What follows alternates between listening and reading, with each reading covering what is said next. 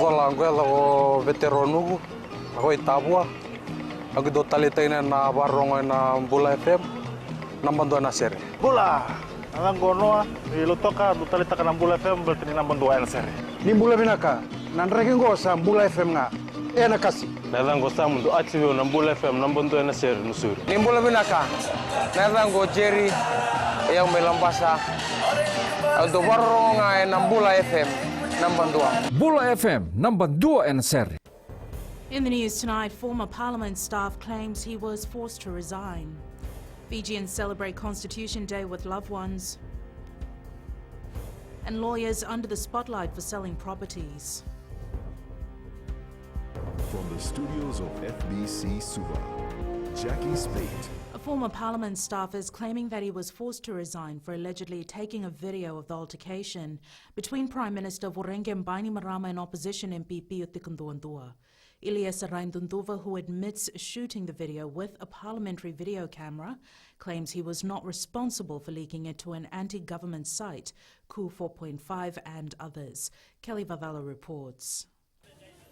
Admitting to shooting the video on Parliament's official working camera that shows the altercation between the Prime Minister and Pio Tikunduandua, he claims the leak and publishing of it on social media was not his doing. I was told by the Secretary General to Parliament that there is an allegation against me that I leaked the video out to the media. And I was told by her that she got evidence and my names have popped up. In the committee, privilege committee. I was told that by her that I have breached the principles of Parliament in terms of neutrality. She told me that she's going to terminate my contract. And then later she said that she can't terminate my contract because the reason known to her, saying that it's very hard for her to send people home. I have to give her my resignation letter before morning tea break on Friday. Raindunduva today also saying he made several copies from the official video and this could have been leaked by any other parliament staff. He also maintains that what he did was not wrong, claiming he was using parliament assets to record something that could have been used as evidence by either party. To be honest, I have a copy of the video. I have the video from the first time, from first place. And I did it. What I did, or make a copy of the video, because I believe it will be used by government or by opposition or by the Speaker of Parliament or the Secretary General of Parliament. And I was the one who instructed my other friend to keep a copy of the video. Meanwhile, FBC News approached the Secretary General of Parliament for a comment on the matter, and she's refusing to comment on the issue. Kelly Badala, FBC News. Fijians across the country took time out to celebrate Constitution Day today. FBC News visited Maisuva Park and crowds of friends, families and loved ones were out in the sun to spend quality time making the best use of the public holiday. Saniani Mboila reports. 32-year-old Kelepi says the holiday is an opportunity for him to spend even more quality time with his 3 kids and his extended family. Well, for me today is about family day. Just bring out my kids to the park to enjoy themselves, and it's a good day out. Thankfully there's no rain today, there's sun, so it's a good day to bring out my children. For 52-year-old Mary Sulia, this Monday is a great time out from work. I just knocked off from work this morning and my 2 children called me to come to the park with them. I'm so excited because we don't have to go to work today. While celebrating Constitution Day, Prime Minister Vorengem Bainimarama reminded all Fijians to work together as the government will continue to leave no one behind. He also commended the efforts put in by those Fijians who participated in the Constitution Challenge on social media. As we did with our national online budget consultations earlier this year, we've decided to leverage our spontaneous engagement and creativity by bringing our Constitution Day celebrations online. And I'd like to add my voice to the chorus of appreciation and patriotism echoing across the country. My favorite part of our Fijian Constitution is Chapter 2, Section 31, the right to education. This year marks the 6th anniversary since the introduction of the 2013 Fijian Constitution. Saini Animboila, FBC News. Several law firms and its lawyers are under the spotlight for selling properties. This comes as the Real Estate Licensing Board received several reports from the Northern Division that lawyers are selling properties without a license. Kritika Kumar reports that under the RUGBY Act, a person practicing law cannot obtain a license to sell properties. With bogus agents already a challenge for RUGBY, they are now looking into lawyers involved in the real estate business. We have information regarding certain people, and we receive certain referrals as well from people from outside the RUGBY. We gather information and we give it to police. RUGBY Compliance and Monitoring Officer Vinal Singh says more Fijians are coming forward to lodge complaints regarding such matters. For legal practitioner cannot obtain a license under our act. People, they do come on and tell us that some of the lawyers are also dealing with properties, buying and selling of properties. Meanwhile, Board Chair Dr. Abdul Hassan says some real estate agents are operating with an expired license as well. Once their contract expires or their license expires, they continue to deal with the properties. So you must always ask for the ID. The RUGBY will be conducting its roadshow in Lautoka on Wednesday, following a successful one in the Northern Division. Kritika Kumar, FBC News. In the last month, the Fiji Roads Authority had sent out bills to 6 individuals for damaging infrastructure on the new Nakasi-Nausori 4-lane road. FRA Chief Executive Jonathan Moore says the bills come to a total of $35,000, and those billed are to pay for the damage within an allocated time or face court. Sainiani Boiler reports. Out of the 6 damage bills sent out by the Fiji Roads Authority in the last 3 weeks, 2 cases came to a cost of $24,000. Those 2 cases, they were just unbelievably reckless driving, where they took out the barrier and central median. And one incident was $14,000, and the second one 2 days later was $10,000. We have the evidence, and we'll be sending bills through to those people.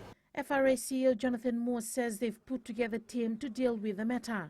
We have a police report, or we have camera evidence, or even personal evidence. Someone witnesses it and tells us. Our legal team raise a case and put it through to the... We get the details of the vehicle from LTA, and then we put it through to the people involved and charge them the amount of money it costs. The Land Transport Authority says they'll be working closely with the FRA and police in maintaining the road infrastructure. Speeding is the principal cause of fatalities on Fiji roads. So we are very concerned about this. It's a high-risk area, it's a great new highway, and we want people to be safe on our roads. The damage bill also applies to motorists who will damage any road infrastructure around the country. Sainiani Boiler, FBC News. Up ahead, more climate action expected from China. An increasing number of suicide cases worry Lifeline Fiji. Details after the break.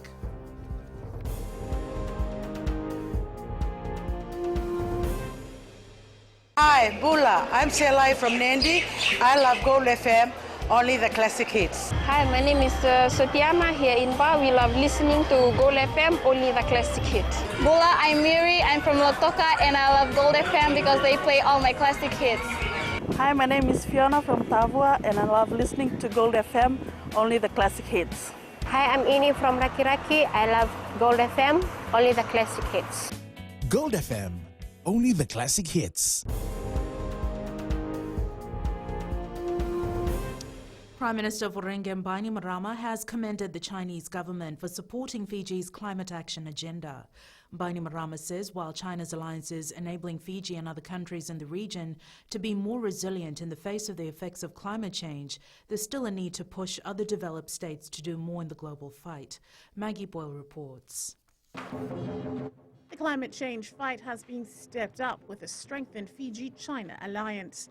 As I was in our Pacific neighbor Tuvalu for the Pacific Island Forum just a few weeks ago, that kimchi was on full display as I shared a bowl of grog with our ambassador Gyanbo as we talked about the outcomes of this vital conference where I continue to press larger developed economies to take urgent and dramatic action to combat climate change. Bainimarama hopeful of what the future will entail.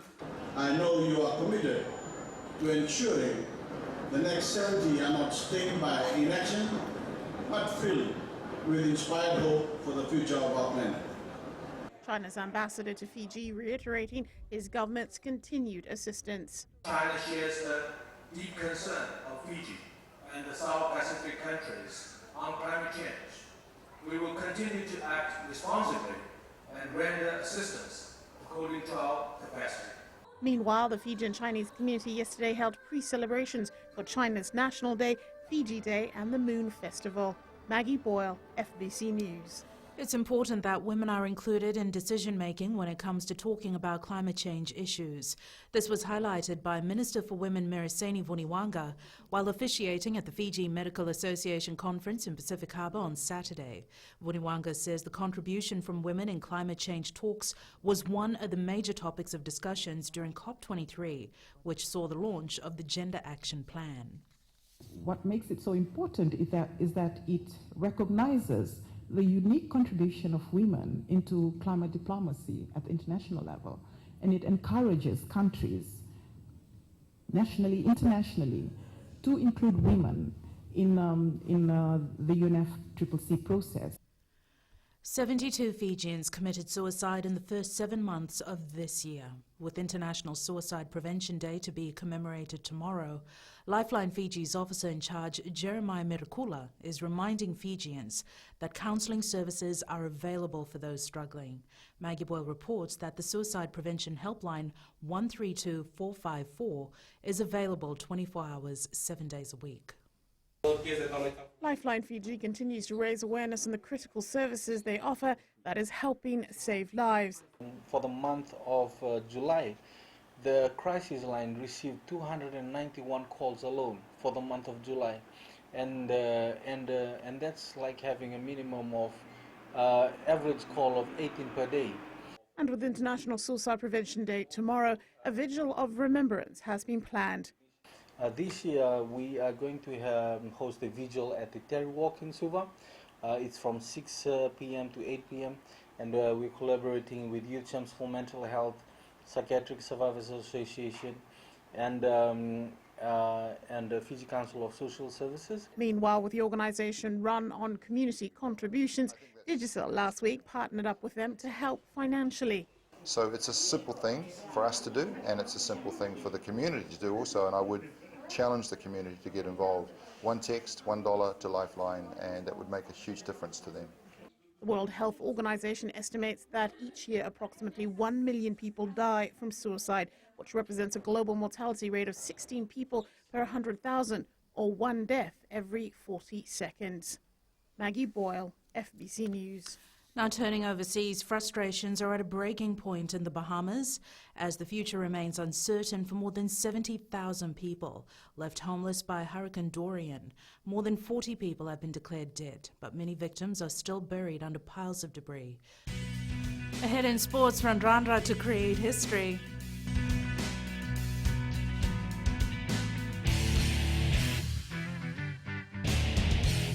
Hi, I'm Shamiza. And I'm Salma. We're from Nandi and we love Mirchi FM because it's hot. My name is Rajnita Lata and I'm from Vatulaloba. और हम सब मिर्ची FM सुनता है because it's hot. Hi, my name is Vinita. I'm from Lambasa. I love listening to Mirchi FM. It's number 1. हमारा नाम सागर रेड्डी है. हम लोग स्कूल में, हम लोग घर में और कहीं भी रहता हम लोग कल मिर्ची FM सुनता. Gold Town Tava में मिर्ची FM दागो मामा. Mirchi FM, it's hot.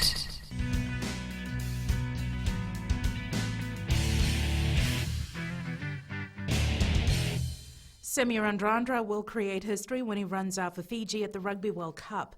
Randrandra will become the first player in the world to feature in 3 different Rugby World Cups, but he is not letting that get to his head as the focus is now on Marika Koroembete and the Wallabies. Aquila Dama with the story. In 2013, Semi Randrandra featured for the Fiji Mbati at the Rugby League World Cup. Last year, he made the Fiji Sevens World Cup team, and in 2 weeks' time, he will run out for the Flying Fijians at the Rugby World Cup. It'll be tough to be playing the World Cup, represent our country. It's an honor and privilege. We want to start something new, something we haven't done before. But like I said, we're really keen to play our first World Cup next coming weeks.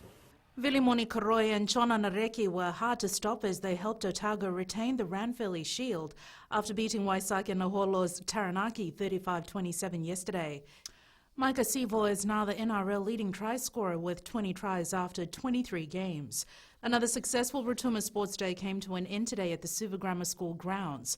The Rotuma community came today for this annual event. Even the children enjoyed their touch rugby competition. Rotuma Association President Freddie Atalifo says there has been a lot of interest shown this year. Australia finally broke England's brave resistance to retain the Ashes with a 185-run victory in the fourth test at Old Trafford. The fifth test will start on Thursday. Rafael Nadal won his 19th Grand Slam title in what's been called one of the greatest US Open finals. And in the US Open, women's final comparisons are inevitable, but Bianca plans to forge her own career rather than become tennis's next Serena Williams.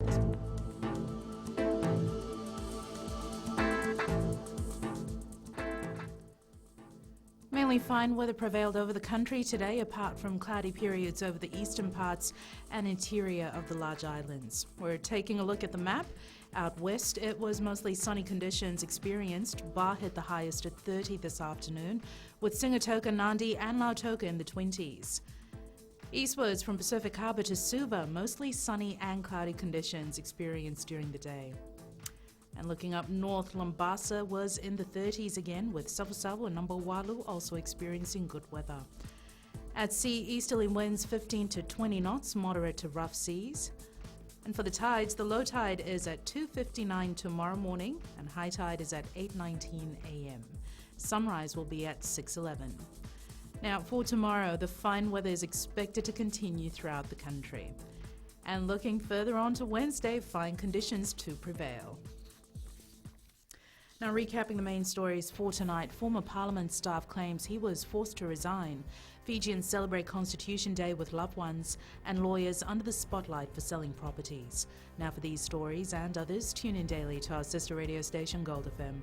Our poll question segment last week, we had asked, should more severe jail terms be implemented for domestic violence? 68% said yes. This week we're asking, should there be harsher penalties imposed on bogus real estate agents? Visit our FBC website to answer. You can send us newsworthy pictures and videos on email fbcnews@fbc.com.fj. Share it with us via Facebook page, FBC News. You could also share it via Twitter page at FBC_news or hashtag FBC News. That was the FBC News for tonight. From the team and I, stay safe. Good night.